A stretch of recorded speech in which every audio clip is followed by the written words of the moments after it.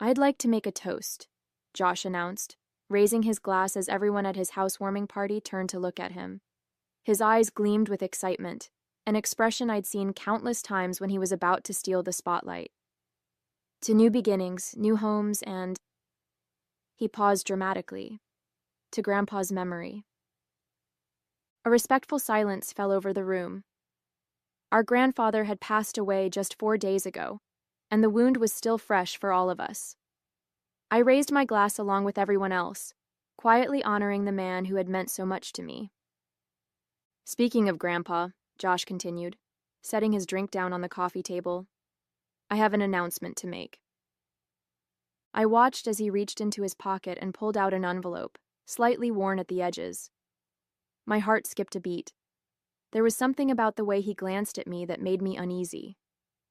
"Before he died, Grandpa gave me this letter," Josh said, his voice carrying across the living room of his new Denver home.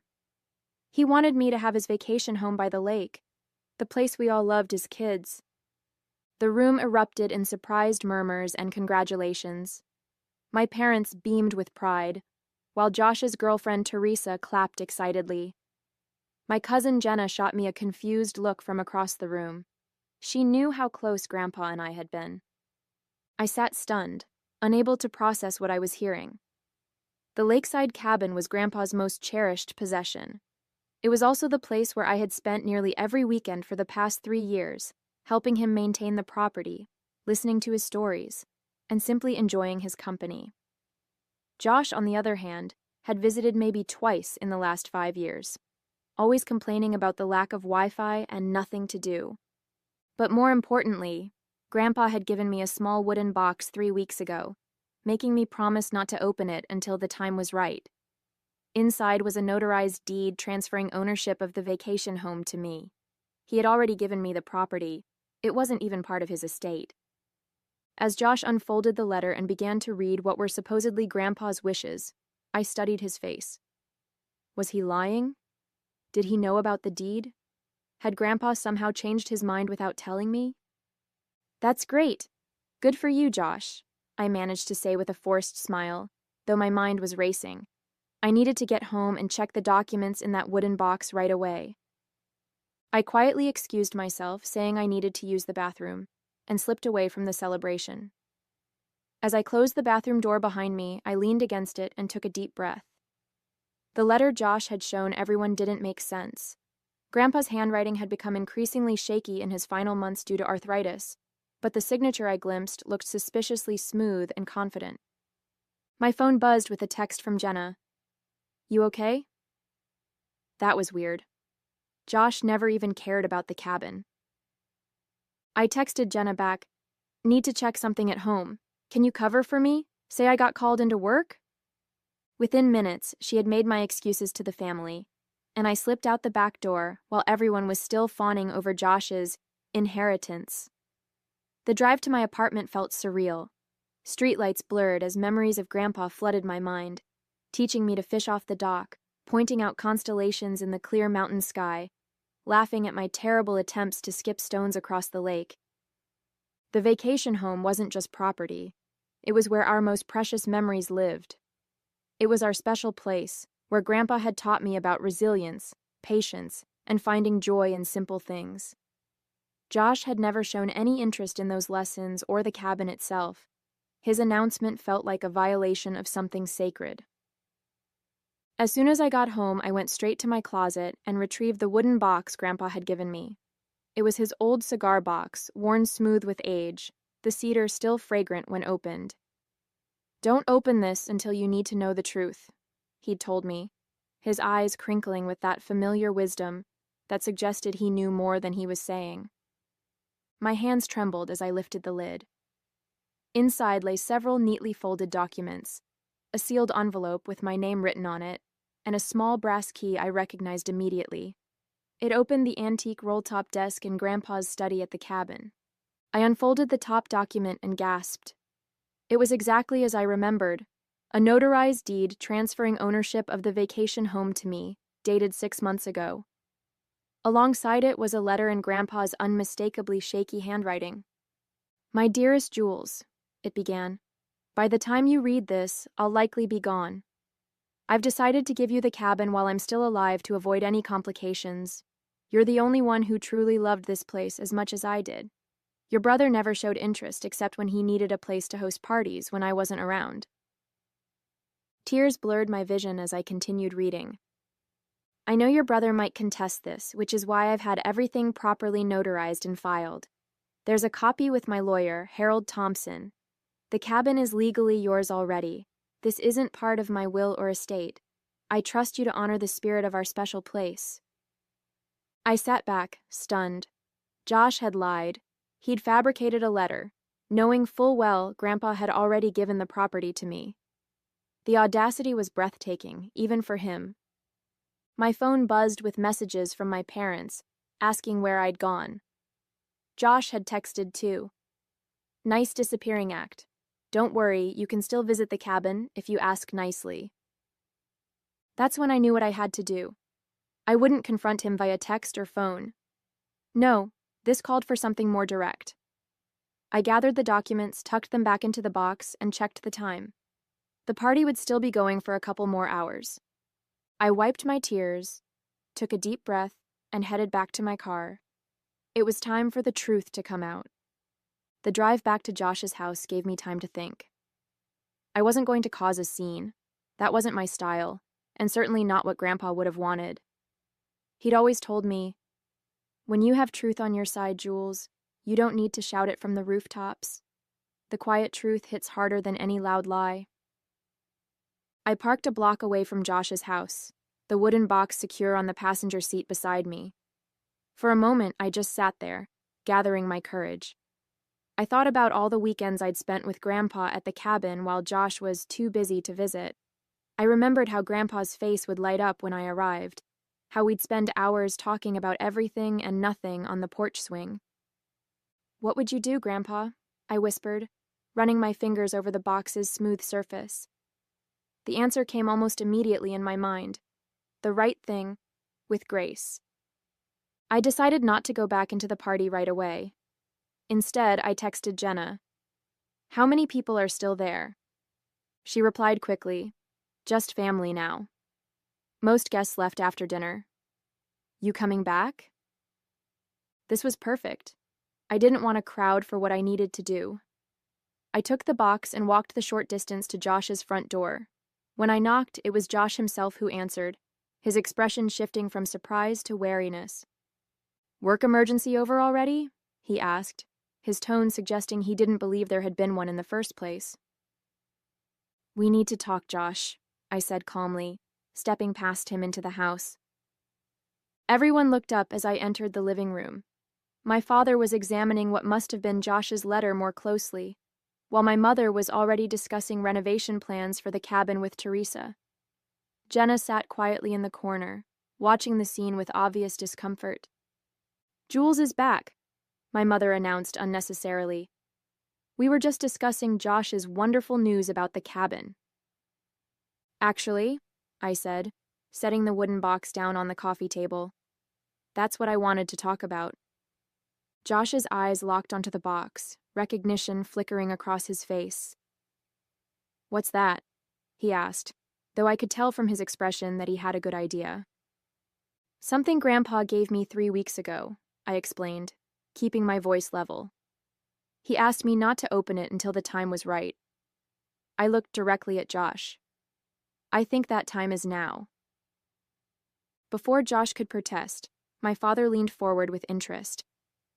"What is it, Jules?" I opened the box and carefully removed the notarized deed and Grandpa's letter. 6 months ago, Grandpa legally transferred ownership of the vacation home to me, I said, laying the documents on the table for everyone to see. "It's already mine. It's not part of his estate or will." The room fell silent. My mother's mouth dropped open, while my father picked up the deed with a furrowed brow. Josh stood frozen, his face draining of color. "This is notarized," my father confirmed, examining the document. "And this is definitely your grandfather's signature." "That's impossible," Josh finally sputtered. "Grandpa gave me the letter. He wanted me to have the cabin." "May I see that letter again?" I asked, extending my hand toward my father. He handed it over, and I placed it side by side with Grandpa's handwritten letter from my box. The difference was stark and obvious. The handwriting on Josh's letter was an attempt at imitation, but it lacked the telltale shakiness caused by Grandpa's arthritis. The signature was too perfect, too controlled. "Josh," my mother said slowly, her voice barely above a whisper, "did you forge this letter?" His silence was answer enough. Josh's silence stretched uncomfortably before he finally broke it, his voice a mixture of defiance and desperation. "You don't understand. It's not fair that she gets everything." "Everything?" I echoed, genuinely confused. "What are you talking about?" "You were always Grandpa's favorite," Josh said, his words rushing out like water through a broken dam. "Always visiting him, always helping him, always the perfect grandchild. The rest of us barely got a look in." My father cleared his throat, clearly uncomfortable with the direction the conversation had taken. "Josh, regardless of how you feel, forging your grandfather's signature is serious." "Let me see those," my mother interjected, reaching for both letters. She compared them side by side, her expression shifting from disbelief to disappointment. "Oh, Josh," she sighed, "how could you do this?" Teresa slowly stood up, her face pale. "I think I should go," she murmured, avoiding Josh's pleading look as she gathered her purse and headed for the door. "Wait, Teresa, this isn't what it looks like," Josh called after her, but she was already gone, the front door closing firmly behind her. The room fell silent again. Jenna caught my eye and gave me a small, supportive nod. She had always seen through Josh's antics, even when our parents couldn't. "I don't understand," my father said finally, turning to Josh. "Why would you announce something like this without even checking if it was true? The will reading isn't until next week." Josh's face flushed with anger and embarrassment. "I found out about the deed," he admitted. "I was at Grandpa's lawyer's office last week, asking about the estate, and Thompson mentioned that the cabin wasn't part of it because it had already been taken care of. He wouldn't tell me more because of client confidentiality, but I knew what it meant. I thought if I announced it first, maybe..." "Maybe what?" my mother pressed. "Maybe Jules would just let you have it? Maybe everyone would believe me instead of her for once," Josh snapped, his voice rising. "Maybe I could have something that mattered to Grandpa, too." His words hung in the air, revealing a jealousy deeper than I had realized. I felt a twinge of sympathy, despite everything. Had he really felt that excluded from Grandpa's life? "Josh," I said quietly, "Grandpa invited you to the cabin countless times. You always said you were too busy." "Because I felt like an intruder," he shot back. By the time I realized what I was missing, it was too late. You two had your special bond, your inside jokes, your traditions. There was no room for me. My father shook his head, disappointment evident in his expression. "That doesn't justify lying to the entire family, son."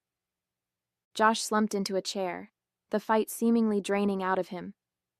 "So what happens now?" he asked, not looking at any of us. "You've made your point, Jules. You win." "This isn't about winning," I said, thinking of Grandpa and what he would want in this moment. Despite Josh's deception, he was still my brother, and Grandpa had loved him too, in his own way. I reached back into the wooden box and pulled out something I hadn't mentioned yet, a sealed envelope with Josh's name on it, written in Grandpa's distinctive handwriting. "He left something for you too," I said, holding it out to my brother. Josh looked up, suspicion and hope warring in his expression. "What is it?" "I don't know," I admitted honestly. "Grandpa told me not to open anything that wasn't addressed to me." After a moment's hesitation, Josh took the envelope and carefully opened it. As he read the contents, his expression shifted from defensive to shocked, and finally to something that looked like genuine remorse. "He knew," Josh said finally, his voice barely above a whisper. "He knew I might try to claim the cabin." My mother moved to sit beside him. What does it say, honey? Josh hesitated, then handed her the letter. Read it, he said. Everyone should hear it. My mother adjusted her reading glasses and began. Dear Josh, if you're reading this, then Jules has opened my cedar box, which means one of two things. Either I'm gone, or something has happened that made her feel it was necessary to reveal its contents. I've known you since the day you were born, and I know your heart. You've always wanted recognition and validation, things I perhaps failed to give you in the way you needed. But I also know when you feel overlooked, you sometimes make impulsive decisions that hurt others and ultimately yourself. The cabin has been transferred to Jules. This was a decision I made with great thought and love. Not because I didn't care for you, but because Jules connected with the place in a way you never did. She understood what made it special to me, and I trust her to preserve that spirit. What you need isn't a property, Josh. It's a purpose. I've enclosed a check for $25,000. Use it to start something meaningful. Find what makes your heart come alive the way the cabin does for Jules. Maybe it's that business idea you mentioned last Christmas, or perhaps something else entirely. I hope someday you'll understand that this isn't about favorites or fairness. It's about recognizing different paths for different hearts. Jules will keep the door open for you at the cabin, I have no doubt, but your future lies in building something of your own. With love and hope, Grandpa. When my mother finished reading, there wasn't a dry eye in the room. Josh sat with his head bowed, the check clutched in his trembling hand. He saw right through me, he murmured, even from the grave. My father moved to place a comforting hand on Josh's shoulder. Your grandfather was a perceptive man. Josh looked up at me, really looked at me, perhaps for the first time in years. I'm sorry, Jules, I had no right to try and take what was already yours. The words seemed to cost him, but they also sounded sincere. I nodded, not quite ready to offer forgiveness, but acknowledging his apology. There's something else in the box, I said, reaching for it again. I pulled out a small photo album and opened it to reveal pictures spanning years. Josh and me as children at the cabin, building sandcastles by the lake, roasting marshmallows with Grandpa at the fire pit. He kept this in his desk at the cabin, I explained, turning pages to show more recent photos. He never stopped hoping you'd come around, Josh. My brother stared at the photos, emotion washing over his face. I really messed up, didn't I? Yes, I agreed, not sugarcoating it. But Grandpa obviously thought you could do better. The room fell silent again, but it was a different kind of silence, contemplative rather than tense, sad rather than angry. The evening had taken a turn none of us had expected, laying bare years of complicated feelings and unspoken resentments. Jenna, who had been watching silently, finally spoke up. So, what happens now? It was the question hanging in the air for all of us. What do you do after a moment of painful truth? How do you move forward from betrayal and revelation? I closed the wooden box, feeling the weight of responsibility Grandpa had placed on me, not just for the cabin, but perhaps for healing our family too. Now, I said quietly, we try to honor what Grandpa wanted for both of us. The gathering broke up soon after. My parents left with concerned glances back at Josh, clearly torn between disappointment in his actions and worry for his well-being. Jenna gave me a quick hug before heading out, whispering, "Call me tomorrow." And then it was just Josh and me in his new house, the celebratory atmosphere completely evaporated. Josh moved around his kitchen mechanically, making coffee neither of us really wanted. The silence between us felt heavy with all the years of competition and misunderstanding. I didn't plan it, he said finally, setting a mug in front of me. The forgery, I mean. When I found out about the deed, I was angry, hurt. I made the letter that same night, not really thinking I'd use it. Then why did you? I asked, wrapping my hands around the warm mug. Josh stared into his coffee as if it might hold answers. When everyone was here tonight celebrating my new house, I wanted more, something bigger to announce. It just came out. He looked up, his expression vulnerable in a way I rarely saw. I've always been jealous of what you had with Grandpa.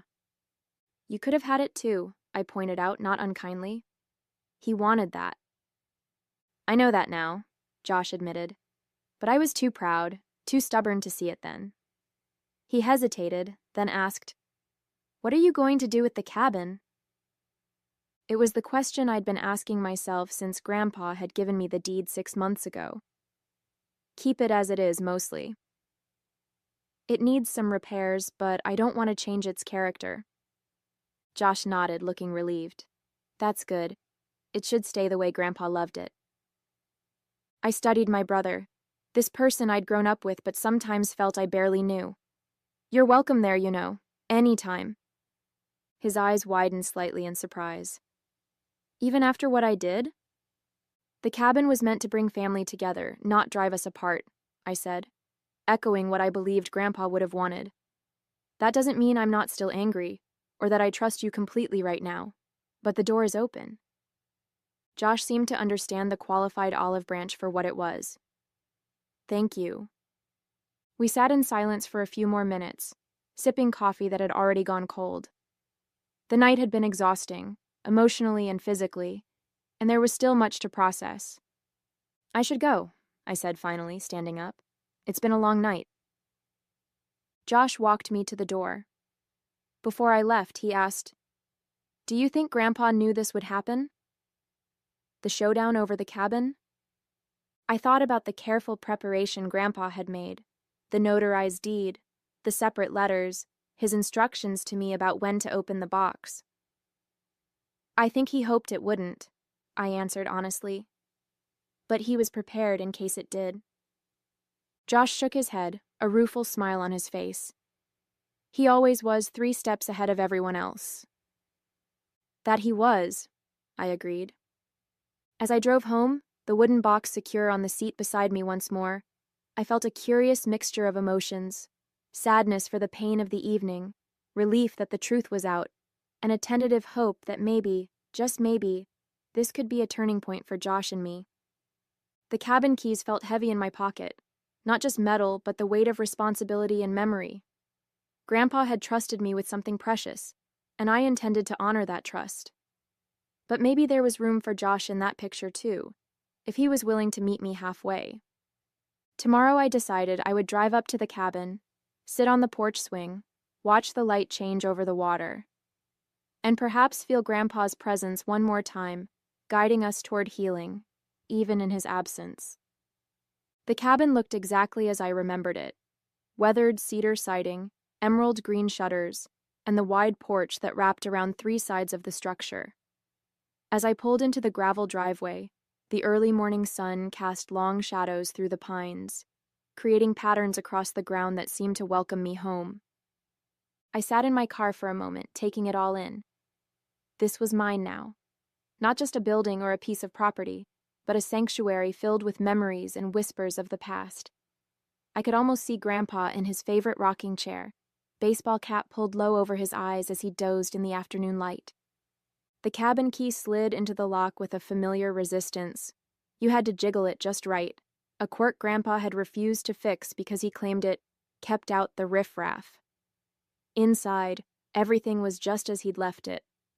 Books stacked on the side table, fishing gear organized meticulously in the corner, the faint scent of pipe tobacco lingering in the air despite his doctor's orders to quit smoking years ago. I moved through the rooms slowly, trailing my fingers along furniture that had been in our family for generations. The stillness was peaceful rather than oppressive, as if the cabin itself was holding its breath, waiting to see what would happen next. My phone buzzed in my pocket, a text from Jenna. "How's the cabin?" "Your mom called me this morning. Josh is a wreck." I typed back, "Cabin's perfect. Not sure how to feel about Josh yet." Another message followed quickly. "He's been calling everyone trying to explain himself. Your parents are still pretty upset." I wasn't surprised. The fallout from last night's revelations would take time to settle. Trust, once broken, couldn't be mended overnight. Setting my phone aside, I walked to the large picture window overlooking the lake. The water sparkled in the morning light, serene and unchanging despite the human drama unfolding around it. "I'm here, Grandpa," I whispered to the empty room. "I'll take good care of it, I promise." 3 weeks passed before Josh reached out. His text was simple. "Can we talk? At the cabin, maybe?" I deliberated for a day before responding with a time and date. Part of me wasn't ready to share this space with him yet, but Grandpa's voice kept echoing in my mind. "Holding grudges makes the heart heavy, Jules. Sometimes forgiveness is more for you than for them." When Josh's car pulled up the following Saturday, I was sitting on the porch swing, nursing a cup of coffee. He approached slowly, looking more subdued than I'd seen him in years. "This place hasn't changed at all," he said, glancing around. "That's the idea," I replied, gesturing to the chair across from me. He sat down, fingers drumming nervously on his knees. "I've been thinking about what to say for weeks, but everything sounds inadequate." "Try anyway," I suggested, neither cold nor particularly warm. Josh took a deep breath. "I'm sorry, not just for the forgery, but for everything. For being jealous of your relationship with Grandpa, for resenting you when I should have been looking at my own choices." I studied his face, trying to gauge the sincerity behind his words. The Josh I knew was a master of telling people what they wanted to hear when it served his purposes. "Why did you do it?" I asked. "The truth, Josh." He looked out at the lake, quiet for a long moment. "I thought if I had the cabin, it would somehow make up for all the time I didn't spend here. Like I could buy back those moments I missed." His voice cracked slightly. "Stupid, right?" There was a vulnerability in his admission that felt genuine. Not an excuse, just a sad acknowledgement of a faulty thought process. "I used the money," he said suddenly. "Grandpa's check." "For what?" "I enrolled in that woodworking course Grandpa was always telling me to try. The one I was too busy for." He gave a self-deprecating laugh. "Turns out I'm terrible at it, but I'm going to stick with it. He was right. It's calming, being focused on creating something with your hands." It was a small thing, but significant coming from Josh, who had always been too impatient for such pursuits. "He would have liked that," I said quietly.